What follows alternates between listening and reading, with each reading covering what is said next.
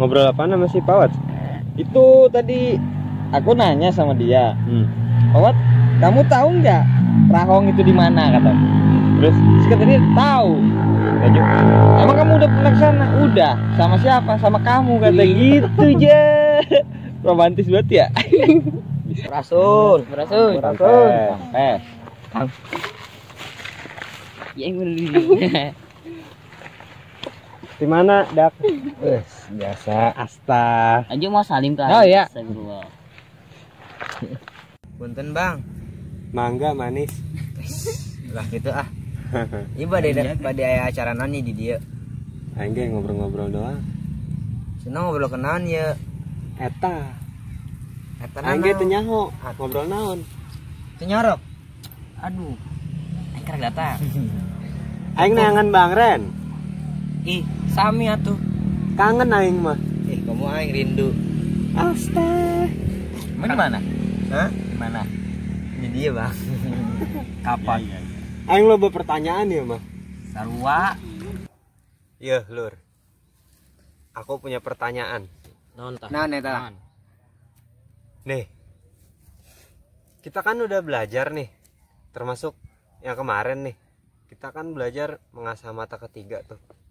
Cuman di zaman modern kayak gini kita belajar kayak gitu buat apaan ya? Puguh dinya. Oh nya. Benar. Aing mah bingung nama tadi Sunda ayeuna. Macam mana wel lah. Ya. Teman-teman orang kayaknya. Kata HP-an baik. Tah, aku jadi bingung. Menyakit itu. Abang geus teh aya loba kabingungan mah urang ka Bang Ren bayeuna. Mingguan kitu mah ira boal. Eta masalahna, Bang Ren di mana? Teangan atuh hanya mah. Wah, ayo. Ayo. Jam bae ya. Kabar itu.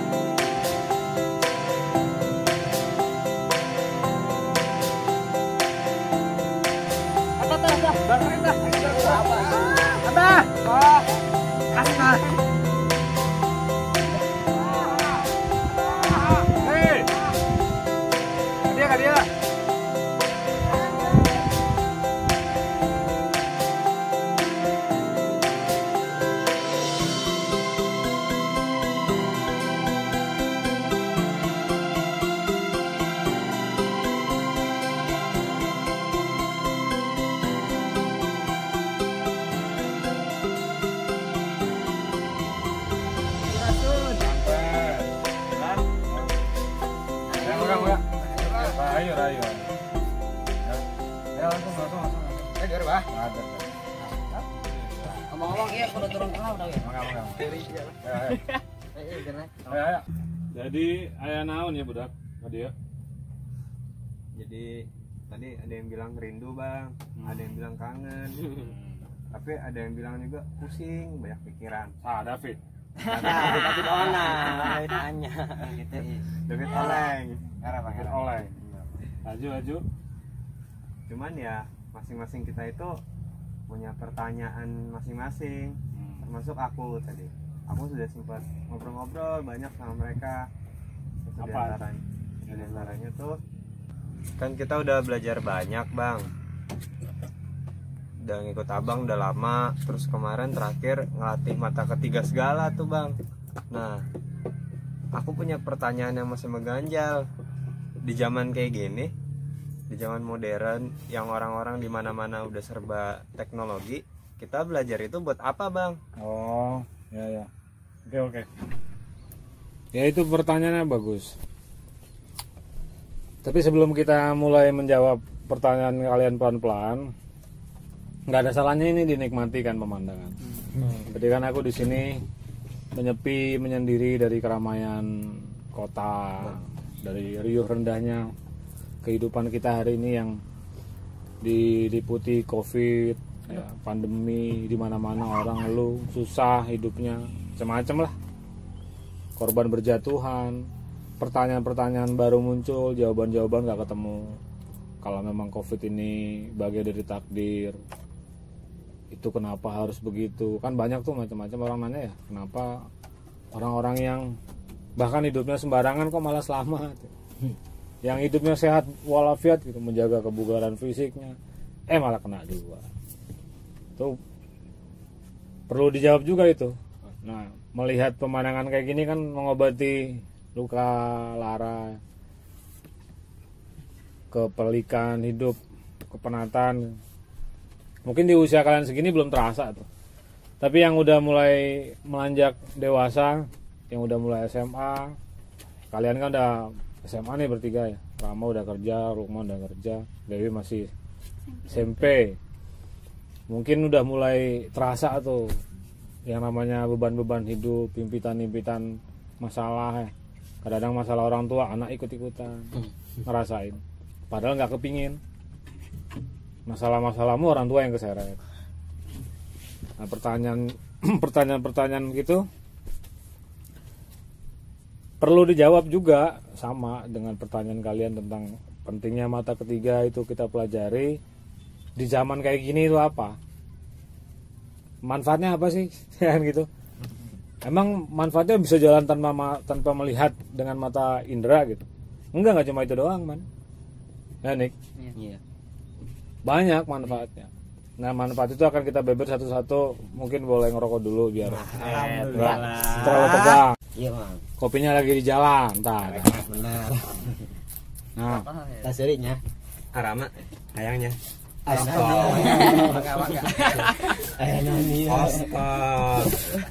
seperti biasa sebelum pertanyaan itu menemukan jawabannya, aku mau bertanya balik. Pertanyaan baliknya adalah, setelah kalian kemarin melatih mata ketiganya gitu ya, pun misalnya belum hidup, belum terbuka, apa yang kamu rasakan manfaatnya setelah itu? Di dirimu ada terjadi fenomena apa? Yang lain ya? Saya, Bang. David. Jadi begini, Bang. Semalam saya mulai kelelahan, Bang, mengikuti sinau. Terpaksa indera matanya istirahat dulu, Bang. Jadi indera mata ketiganya hapus gitu, Bang. Hapus. Indera mata ketiganya nyala. Nyala, Bang. Maksudnya walaupun kamu terlihat tertidur tapi kamu bisa mengikuti. Ikuti, Bang. Nah, oke, bagus. Yang lain apa? Lukman, kamu yang nanya duluan.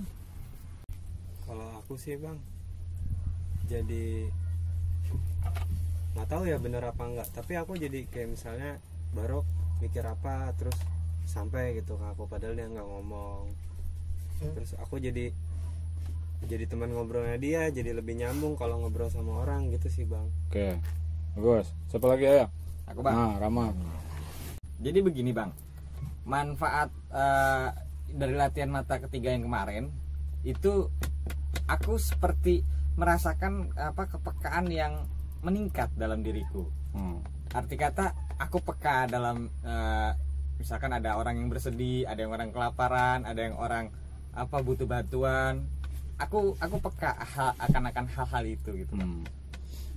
Oke. Terus apa? Kalau aku, Bang, abang kan pernah bilang kalau mata itu kan racun pikiran. Nah, semenjak latihan itu aku mulai menggunakan mata dengan baik sih, Bang. Maksudnya melihat tidak dari luarnya saja. Oke. Bagus. Niko, terakhir. itu apa yang warna-warna itu bang muncul lagi, tapi setiap merem itu muncul kan waktu dulu mah jarang gitu, sekarang kalau merem gitu muncul gitu kalau fokus gitu. Nah terus refleks sih Refleks apa yang refleks badannya? iya. Oke, sip. Jawaban kalian itu yang masih bisa ku komentari, kecuali Niko. Nanti itu kapan-kapan ya. Karena agak sulit kalau kita bahas itu. Ini kan konten untuk publik, rekan-rekan Kisanak, Dunsanak dan Dangsanak dari Nusantara. Ini mereka punya pertanyaan. Pertanyaannya dibilang sederhana enggak, dibilang sulit ya juga enggak. Cuma kalau sulit terutama bagi kawan-kawan yang enggak melatih itu, jadi enggak paham. Dibilang sederhana ya enggak juga. Ini bukan perkara main-main. Ini hadiah besar dari Tuhan yang sebagian besar manusia enggak pernah mau sadar kalau dia punya itu. Seluruh manusia punya ini, termasuk Fawad yang kecil itu. Mungkin dia sedang menggunakan itu sekarang. Karena kegiatan pikiran belum aktif. Kalau kita kebalik, kegiatan pikiran kita dominan, mata ketiganya mulai melemah. Nah, nanti kita akan urai pelan-pelan di periode mana mata ketiga itu mulai mengalami penurunan atau degradasi, di periode mana dia sebenarnya bisa terus tumbuh tanpa harus terganggu oleh pertumbuhan kita. Nah, masalahnya kan kalian kadung tumbuh dan mengalami pemerosotan fungsi mata ketiga. Semoga nanti Fawad gak ngalamin itu. Ini kan David, abangnya, Dewi, tetehnya. Dewi juga masih cukup muda gitu dibanding Lukman yang udah sepuh. Jadi yang tadi kalian sampaikan itu udah mulai mendekati tipis-tipis ya. Tapi aku mau memperbaiki sedikit tadi yang Barok bilang, bukan mata itu racun pikiran. Mata itu mengirim pesan ke pikiran atau ke otak itu seperti yang dia lihat. Ya itu apa adanya gitu aja udah. Dia nggak bisa menembus lebih dari itu. Itu doang. Nah terkadang apalagi kalau pikirannya rusak, kadung kusut, dengan begitu banyak masalah apa aja itu. Terkirim pesan dari si mata, dia lihat apa, pikirannya kadung kusut, itu yang dikirim mata apa, yang diterima mata apa, yang diterima pikiran apa. Jadi racun pikirannya itu pikirannya sendiri. Maksudnya gitu. Jadi bukan si matanya yang jahat. Iya. Matanya mah baik-baik aja ngirim yang dia lihat, sawah, gunung. Di pikiran, di balik gunung itu ada demit. Di dalam sawah ini mesti ada harta karun. Ngaco kan pikirannya. Padahal si mata cuma ngirim pesan, itu ada gambar padi, ada gambar pohon kelapa, ada gambar bukit-bukitan. Nggak lebih dari itu. Si pikiran punya kreativitas sendiri. Kreativitas ini bisa membawa kamu pada kebaikan atau sebaliknya. Tergantung bagaimana kamu ngelola pikiranmu. Kalau pikiranmu isinya kebaikan, kamu lihat gunung itu, terus kamu merenung, kok bisa ya tanah itu tumbuh ke atas? Apa yang menyebabkan dia tumbuh? Kenapa yang ini enggak, yang itu tumbuh? Nah, itu kan kreativitas pikiran yang lain tapi sehat. Iya. Ngajak kamu berpikir dan merenung. Itu yang aku maksud tadi, Rok. Iya. Jadi jangan sampai salah paham. Nah, yang dialami David, Lukman, Rama, nah itu tipis-tipis juga tuh prosesnya. Hampir mirip, terus tinggal gimana nanti memanfaatkan dan membesarkan polanya aja. Polanya kan udah dapet nih, tidur. Aku dulu bisa kayak gitu sejak kuliah semester pertama. Tapi langsung on fire gitu. Kawan-kawan lagi main catur, aku tertidur karena kelelahan baca buku, mereka ngobrolin apa, itu terdengar terus, padahal aku udah ngantuk berat dan sudah tidur hitungannya itu. Mereka ngobrolin apa aku tahu gitu. Terus itu terjadi sampai hari ini. Di kondisi bagaimanapun dimanapun itu tetap terjadi. Nah, yang disebut Rama kepekaan, tadi Lukman bilang apa? Iya, Barok mikirin apa kamu gitu ya? Nyambung. Itu kerja mata ketiga juga, boy. Kerja mata ketiga cuma dalam versi yang mini-mininya gitu ya, belum sampai yang dreng gitu.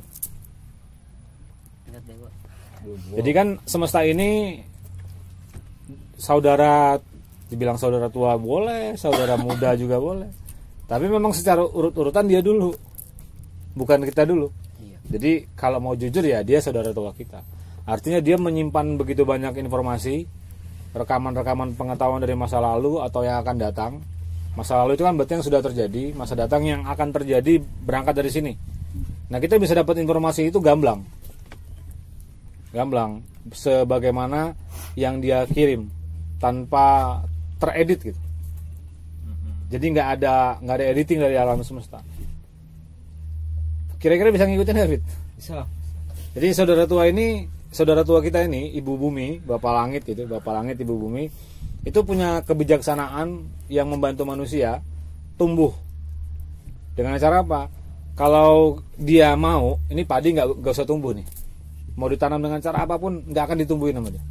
Kalau dia mau itu pohon pisang, segala pohon yang ada di sekitar kita sekarang ini nggak akan tumbuh di sini. Kalau dia mau. Tapi ternyata dia nggak mau begitu. Dia tetap harus berbaik hati pada saudara mudanya. Tumbuh kamu padi, tumbuh kamu pohon pisang. Ini saudara muda aku mau tumbuh. Tolong dibantu. Dia butuh makanan, air, bersihkan dirimu. Ayo, dia butuh minum. Nah, proses kerja kayak gini itu bisa dibaca sama mata ketiga. Gitu maksudnya. Kebayang nggak ketika kamu ada di satu tempat itu mungkin dalam kondisi rusak berat gitu ya, rusak berat. Terus dengan kemampuan mata ketiga yang sudah kamu hidupkan, kamu bisa ngobrol kan sama si saudara tua kita. Ibu Bumi, kamu sedang kenapa? Aku terluka karena dibalak hutannya, digali tanahnya dengan semena-mena gitu, tidak ada upaya memperbaiki atau reboisasi, penghijauan dan lain-lain, sehingga aku terluka. Akhirnya yang rugi masyarakat di sekitaran situ. Nah karena dia ngomong kayak gitu, pilihannya gimana? Ya kita ngomong dengan masyarakatnya. Iya. Kan gitu maksudnya, Man. Pak, Bu RT, Pak RT, saya mau menyampaikan pesan dari alam. Ngomongnya yang mungkin bisa kayak gitu, bisa enggak. Tapi yang terjadi begini, bisa kamu sampaikan gamblang, bisa enggak, tergantung bagaimana orang menerimanya. Kalau masyarakat perkotaan kamu nggak bisa ngomong seperti caraku tadi, nanti kamu dianggap orang gila atau hoax, paling enggak gitulah. Kecuali kamu sudah punya kapasitas macam kayak siapa tuh tokoh-tokoh lingkungan kayak Butet gitu ya, Butet Manurung, siapa-siapa lagi lah orang-orang yang punya konsentrasi di bidang itu. Ketika dia bicara pun dia nggak bilang ini alam yang ngomong, orang langsung percaya. Tapi alangkah lebih baik kalau kamu melakukan sesuatu di alam raya ini, di saudara tua kita, yang kamu lakukan tuh betul-betul diizinkan sama dia gitu. Kebayang nggak? Pernah nggak kamu rasakan kalau kamu mau buang air besar atau buang air kecil di tempat seterbuka ini gitu? Kalau mungkin orang yang nggak punya pengetahuan seperti yang kita pelajari, dia mungkin sembarangan aja ngocor-cos gitu, atau udah aja brojol gitu, nggak pakai unggah-ungguh. Kalau di kampung ada kan minta izin dulu, apa ngomongnya gitu macam-macam kan? Mau pipis saja numpang-numpang, ser-ser apa mau buang air besar. Ini dalam kondisi kepepet tapi, gitu loh maksudku. Karena dia bukan benda mati. Kebayang nggak kamu buang sembarangan kotoranmu itu di tempat yang sebaik ini gitu? Ya pun nanti jadi pupuk, tapi kan ada sopan santunnya dulu. Kayak kita masuk ke rumah orang tua, masa iya tiba-tiba kamu meser aja main kencing-kencing aja di ruang tamu apa gimana? Aduh. Kan gitu. Nah ini kan dulur tua kita yang sudah begitu banyak memberi sesuatu yang bahkan kita nggak sempat minta. Jangan-jangan satu rumpun padi di sini kelak nanti jadi makanan kita di Padepokan. Kita sama-sama nggak tahu loh. Hah? Prosesnya gimana? Itu kerja cerdas alam. Nah kerja cerdas alam ini secara mudahnya bisa kamu baca gitu, dan itu menyenangkan sekali. Itu baru kerja cerdas untuk kita. Kerja cerdas alam dalam hal lain, misalnya dia mau memperbaiki kualitas air gitu ya, terus dibandang sama dia, dibandang dari atas tuh. Bagi orang yang nggak tahu ini, ya mungkin dia baik-baik aja di pinggir sungai mancing gitu ya. Kan kamu tahu ada bandang dari atas, dikirim sinyal dari atas, kamu langsung kasih tahu dong sama warga sekitar, jangan mancing dulu, ini mau bandang sebentar lagi. Ngerti nggak maksudnya? Iya. Kalau tadi menguntungkan kamu pribadi, ini menguntungkan orang banyak. Terus misalnya orang-orang kumpul lagi ada acara hajatan di dalam gedung gitu ya, terus kamu ngerasakan getaran alam mau gempa, kamu kasih tahu orang-orang untuk supaya dia menghindar dari ruang tertutup supaya nggak tertiban sama bangunan. Itu kerja mata ketiga juga. Jadi disebut mata ketiga itu kan bahasa modernnya, bahasa tempo dulunya apa? Batara Guru. Ya. Batara Guru tuh orang yang punya kemampuan menembusi hal-hal yang nggak bisa dipahami oleh indra yang selama ini kita miliki dan belum digali juga ternyata. Ya mata yang paling dominan. Mata kan kemampuan terbaik cuma melihat yang ada di depan sana. Coba kalau yang di belakangmu sekarang. Padahal bisa loh. Di dalam hadis misalnya Rasulullah pernah tahu sahabatnya di belakang lagi ngapain gitu. Kok kamu bisa tahu? Aku bisa melihat dari segala arah, kata Nabi. Nabi ngomong lagi tuh. Berarti Rasulullah itu Batara Guru ya? Iya. Nah, itu contohnya. Dan orang-orang macam beliau itu memang gak banyak. Tapi di zaman itu ya ada di mana-mana. Kalau zaman sekarang hampir gak ada di mana-mana. Karena gak ada orang yang peduli lagi. Konsentrasi mereka habis di handphonenya, habis di televisinya, habis di pekerjaannya, habis di kesibukannya yang gak penting. Ya kelihatan sibuk gitu, tapi nggak penting. Makanya akhirnya apa? Kemampuan vital yang ada di dalam dirinya nggak terlatih dan nggak terasa. Coba, manfaat apa lagi kira-kira yang akan kamu dapat dengan kamu berhasil menghidupkan mata ketigamu? Apalagi kira-kira? Kepekaan itu jangan dianggap enteng loh. Kepekaan tuh. Kepekaan sekarang manusia ini ya, itu payah.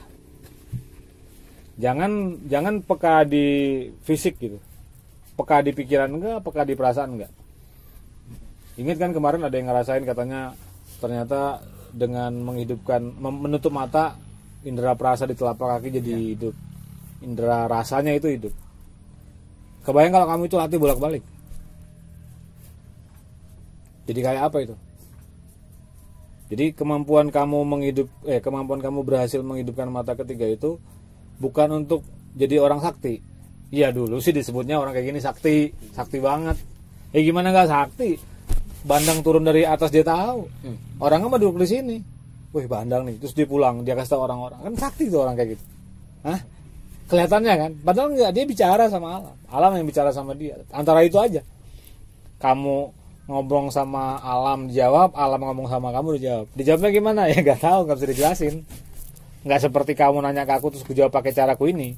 Beda Fit. Dia ngirimnya itu pakai coding, apa bahasa sekarang coding ya? Sandi.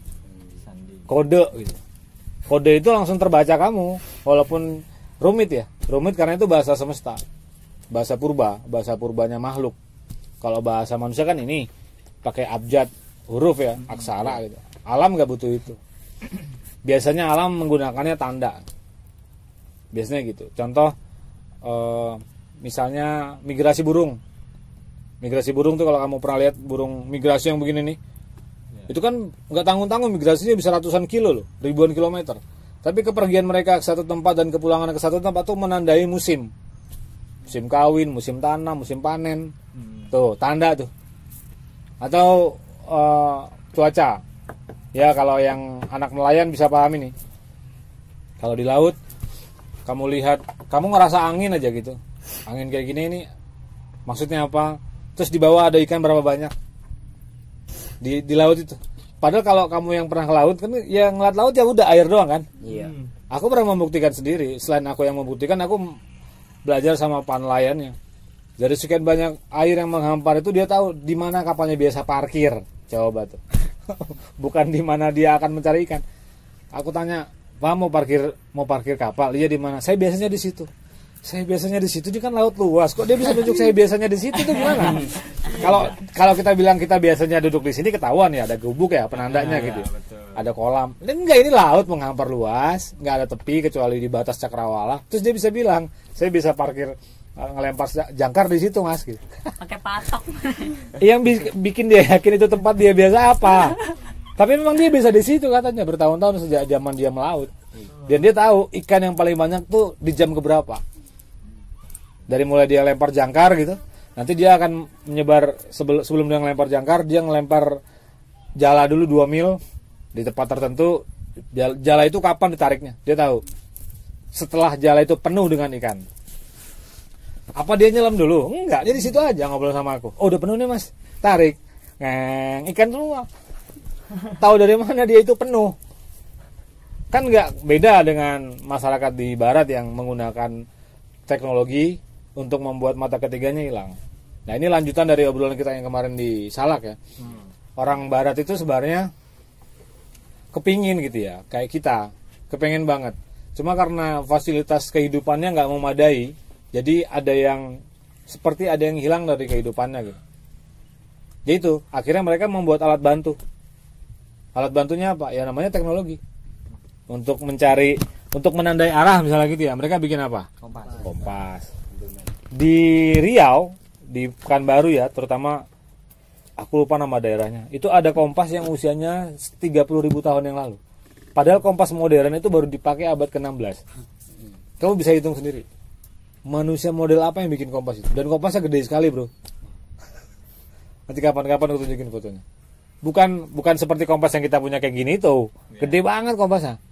Dan usia karbonnya 30.000 tahun yang lalu. Berarti kan di sini sudah ada orang-orang aneh.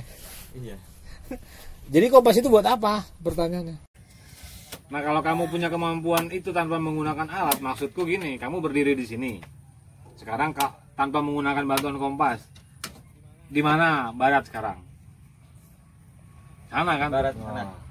Udah jelas, karena barat ada di sana, timurnya di belakangku, utaranya di kanan kita, kananku maksudnya, selatannya kiriku, kan gitu. Itu kompas terbaik, kan gitu. Makanya di negeri kita nih, beliau itu dijadikan pusat rujukan pengetahuan, karena dia bukan hanya menunjukkan arah, tapi memberi energi, terutama ya memberi energi.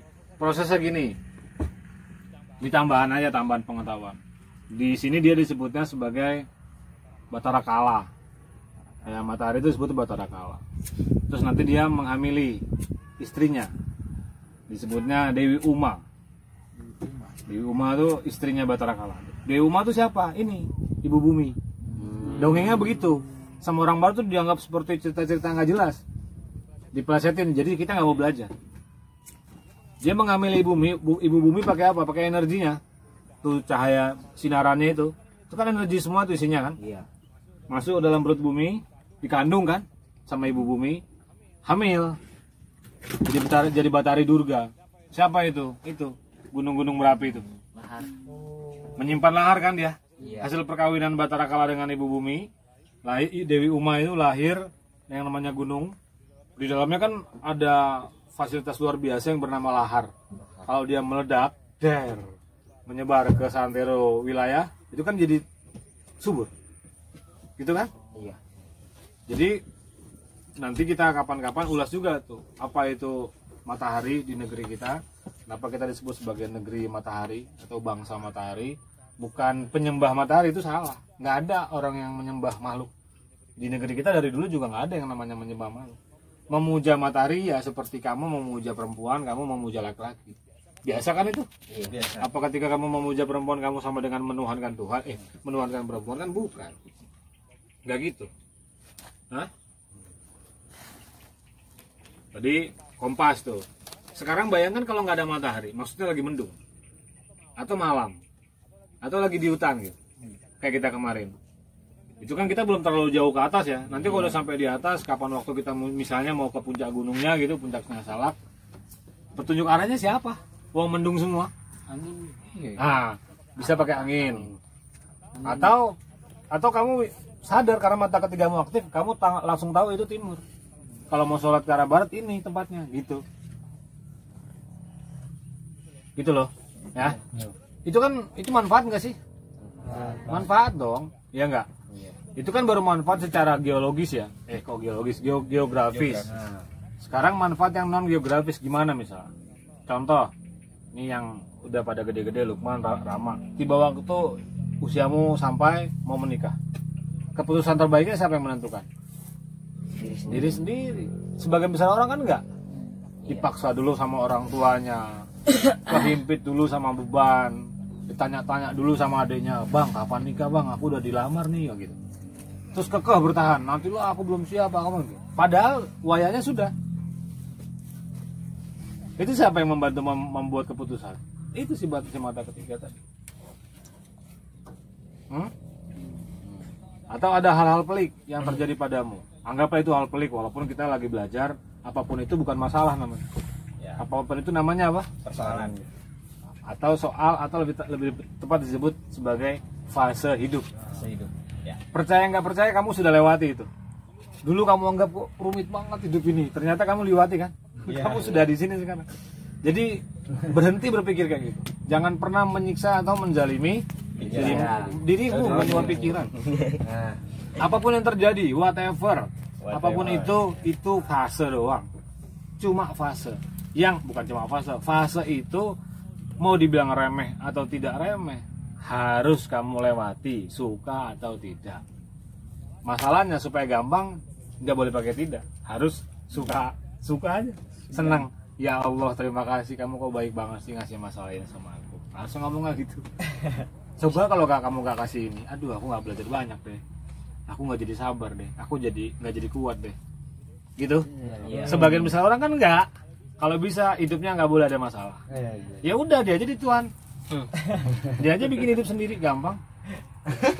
Ya kan? iya benar. Itu manfaat dari hidupnya mata ketigamu.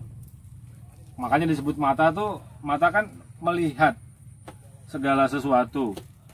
Melihat itu tidak, jangan kamu bayangkan ini doang gitu, Fit. Pakai pikiran kan juga bisa melihat. Misalnya tutup matamu sekarang gitu, tutup matamu, kamu bisa melihat nggak ada suasana lain di dalam pikiran? Ya itu namanya melihat kan. Cuma tidak pakai indera. Padahal tutup mata kita bisa lihat ada ini, misalnya membayangkan suasana Jakarta lah, kota Paris apa gitu. Hah? Bisa kan? Bisa. Cuma melihatnya pakai rekaman gambar pengetahuan sebelumnya. Bedanya kalau yang mata ketiga ini enggak.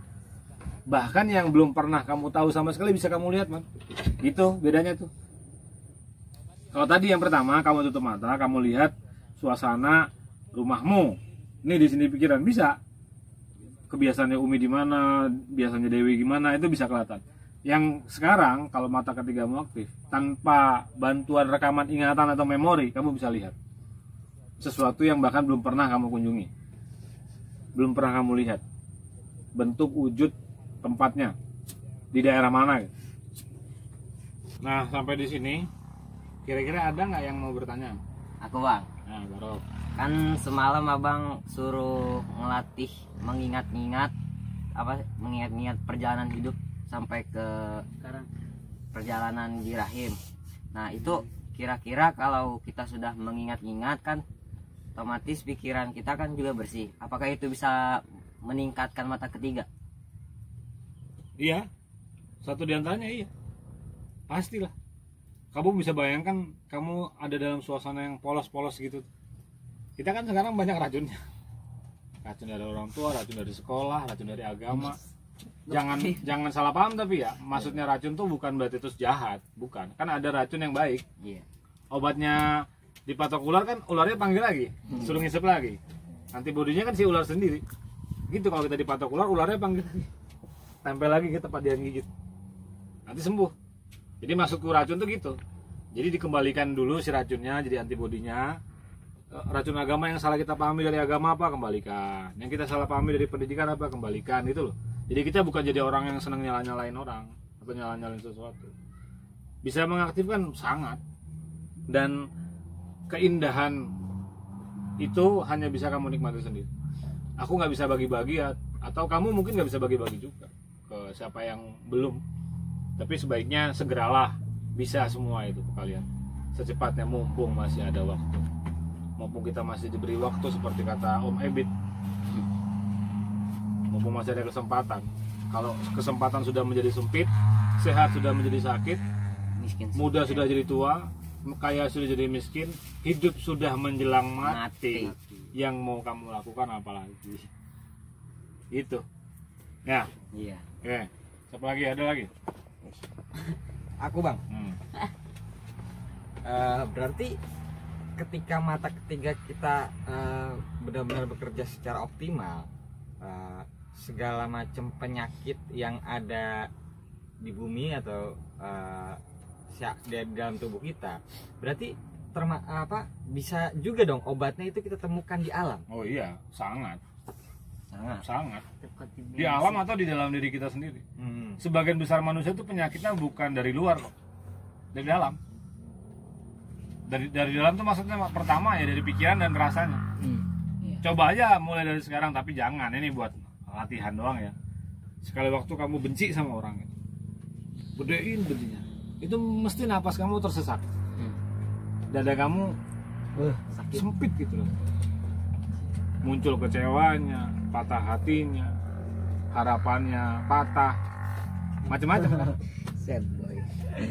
Tapi kalau sebaliknya, mau orang bertingkah apapun padamu, dia fitnah, dia macam-macam lah, kamu baik-baik aja gitu. Orang itu juga bingung karena energi buruk yang dia kirim balik ke dia, nggak diterima kamu. Kan sebagian besar orang orang ngirim energi buruk sama dia diterima, dia olah di situ.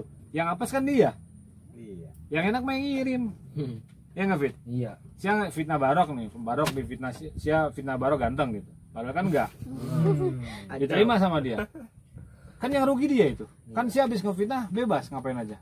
Barok yang sengsara. Jujur Marok. Tertekan perasaan seperti kayak sekarang. Sakit kupingnya kan karena aslinya nggak ganteng.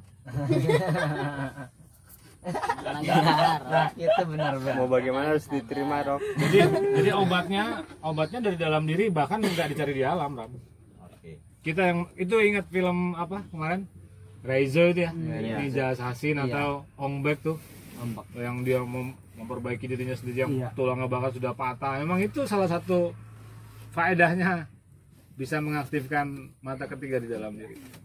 Walaupun tuh kemampuannya jatuhnya ke kanuragan. Tadi tuh yang aku ceritakan 2 contoh tadi. Kalau yang benar-benar mata ketiga itu arahnya nggak persis seperti itu. Cuma memang kita tahu, karena si mata ketiga itu memberitahu, si pineal gland itu memberitahu apa yang menjadi masalah di dalam dirimu, kita jadi tahu obatnya apa. Bukan kita nyari orang di luar atau nyari benda di luar sana, tapi kita, oh jantung nih yang lagi masalah. Jantung kamu kenapa sih? Masalahnya apa selama ini? Oh kamu terlalu banyak curiga sama orang, jadi aku terganggu prosesnya. Oke, curiganya dia aku maafkan, dirahayuin dulu, sampurasun apa segala macam, maafkan aku ya, prosesnya kayak gitu. Nanti si jantungnya benar sendiri. Sekarang kan enggak, orang-orang sakit jantung berobat bukannya tambah sembuh tambah sakit. Yang ngobatin mesin soalnya. Jantung kan bukan mesin. Ditambah lagi yang mengobati juga jantungan. Lah kan begitu sekarang. Iya. Orang salah kaprah. Dia mau wajar jadi tambah runyam urusan. Oke? Ada lagi? Sementara itu dulu karena kopinya ini nggak nyampe-nyampe. Aku udah mesen nggak tahu sama siapa tadi. Mungkin orang itu nggak ngeh ya. Aku mesen sama orang lewat, mesen kopi ya mungkin dia udah entah di mana gitu ya, biarin aja. Mungkin belum rezekinya kali ya. Aduh. Jadi ya mohon maaf aja, dimaklumi ya, ini kondisinya kita kadung hidup bahagia, nggak ada kopi juga nggak apa-apa, ya udahlah. Yang penting udah sinau, belajar. Pengen minum air empang banyak. Belajar. Ya nanti kalau hausnya ada air empang silakan dinikmati. Sehat. Punya ibu alam, Ibu bumi. Ibu bumi Bapak langit. Itu nanti ada pelajarannya lagi, David. Ada pelajaran lagi kapan-kapan. Ya kita kan hidupnya ini kapan-kapan aja. Belajarnya kapan-kapan. Semoga ada waktu, semoga ada sempatnya. Sementara itu dulu yang bisa aku jawab. Setelah ini kalian mau main layangan, mau ngojay, mau apa terserah, bebas. Cing belutnya, Bang. Cing belut, nah buat nanti malam kan makan.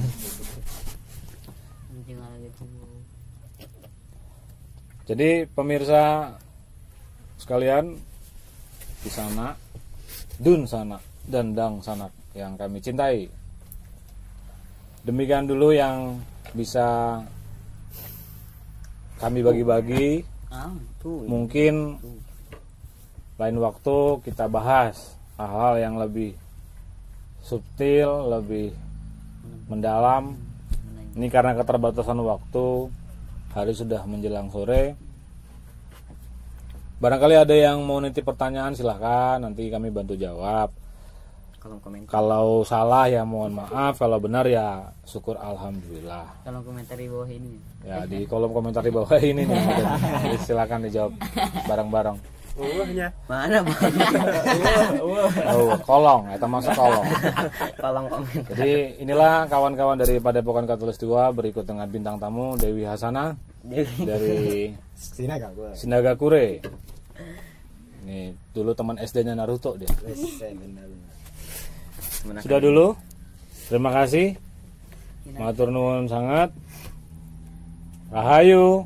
Sagung Dumadi. Sampai jumpa di pertemuan berikutnya. Dadah. Oke.